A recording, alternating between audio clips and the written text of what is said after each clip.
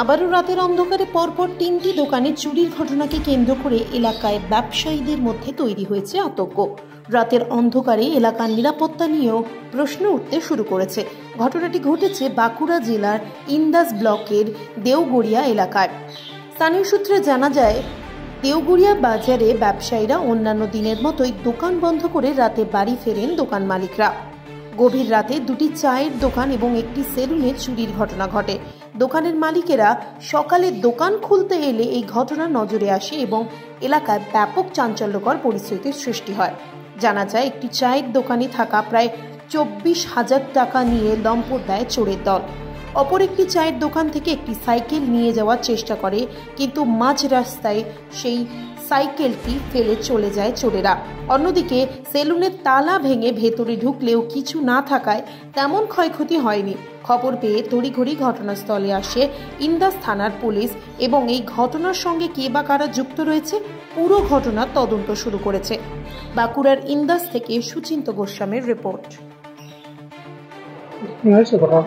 ঘটনাটা হয়েছে সকালবেলায় আমি যেরকম নিত্য প্রয়োজনীয় প্রতিদিন উঠলাম, আমাকে এখান থেকে ফোন করলো যে এখানে 3টে দোকান আছে, 3টে দোকানেই চুরি হয়েছে, আর তোমার দোকানের চাবিটা ভাঙা আছে আর তোমার ড্রয়ারগুলো ভাঙা আছে, কিন্তু ক্ষয়ক্ষতি কিছু হয়নি, ঠিক আছে।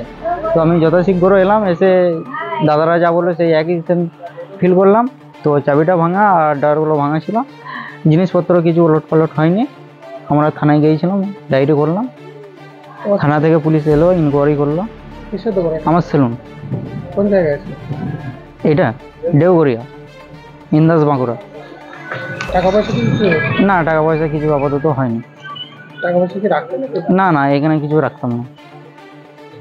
পুলিশ আসছিল? হ্যাঁ, পুলিশ থেকে ইনকোয়ারি করে গেল থানা থেকে। হ্যাঁ, জানানো হয়েছে 3টে দোকান থেকে।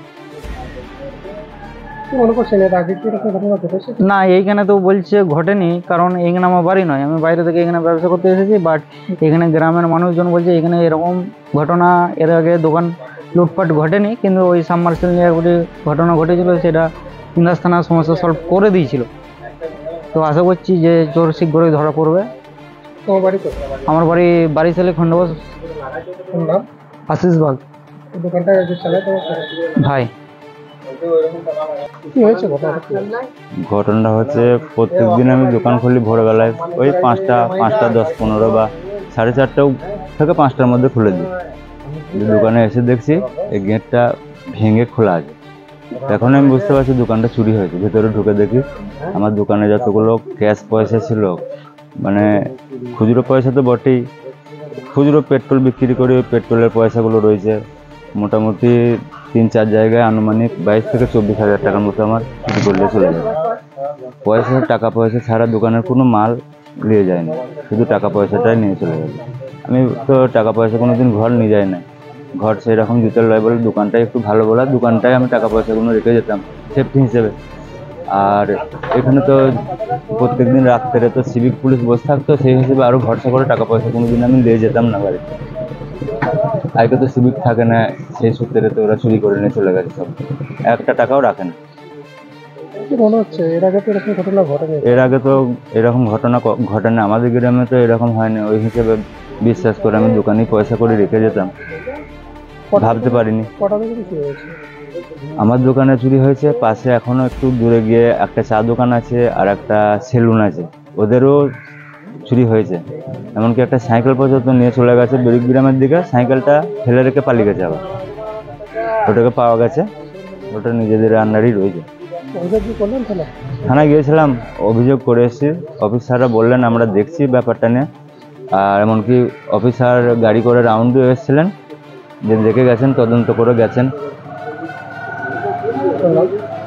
আমার নাম শেখ নুরুদ্দিন, গ্রাম দেওগড়িয়া। আমার চায়ের দোকান। কি হয়েছিল ঘটনাটা হয়েছিল, আমি সকালবেলায় দোকান খুলতে এলাম, ভোর 4টেয় নামাজ পড়ে দোকান খুলতে আসি। এসে দেখলাম যে এই গোডাউনের গেটটি খোলা। আমি অবাক হয়ে গেলাম, রাত্রে চাবি লেগে গেছি। তো চাবি লাগানোর পর চাবি দুটো নেই।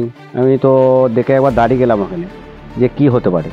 হবার পর খুলে দেখলাম ভিতরে যেয়ে আমার মোটরসাইকেলটাও এখানে থাকে, সাইকেলটাও থাকে, তার পেরেক এগুলো তো বিক্রি করে এগুলো থাকে। তো সাইকেলটা দেখছি নেই, বাকিটা সাইডে সেলুনের গেটটা আছে, দেখলুন ওরটা ভাঙা।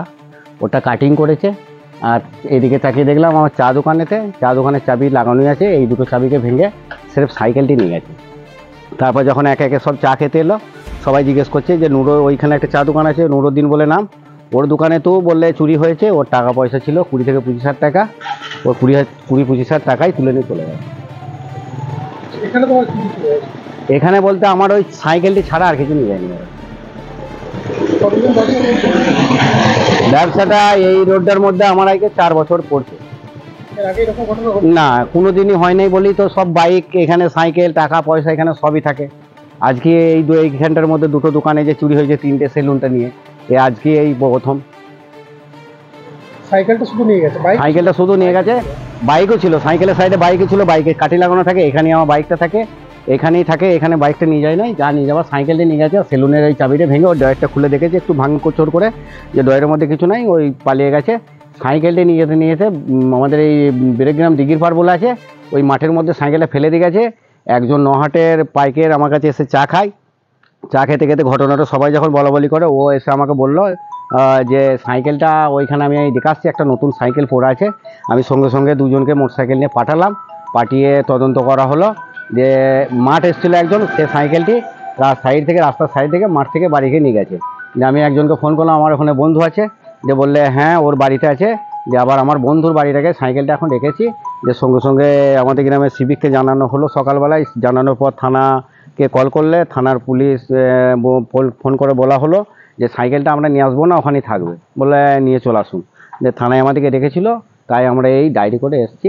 আবার পুলিশ গাড়ি এসে এবার তদন্ত করে গেল। কি মনে হচ্ছে, কারণ হতে পারে বা কাউকে কি সন্দেহ হচ্ছে? না, এটা থানাতেও জিজ্ঞেস করলে আমাকে যে আপনার সাথে কাউরির কিছু ঝামেলা ছিল কিংবা কোনো দিন ঝগড়া হয়েছিল, আমি না স্যার, আমি তো আমার জ্ঞানেতে এই প্রথম, আমার জ্ঞানে আমার চুরি হচ্ছে।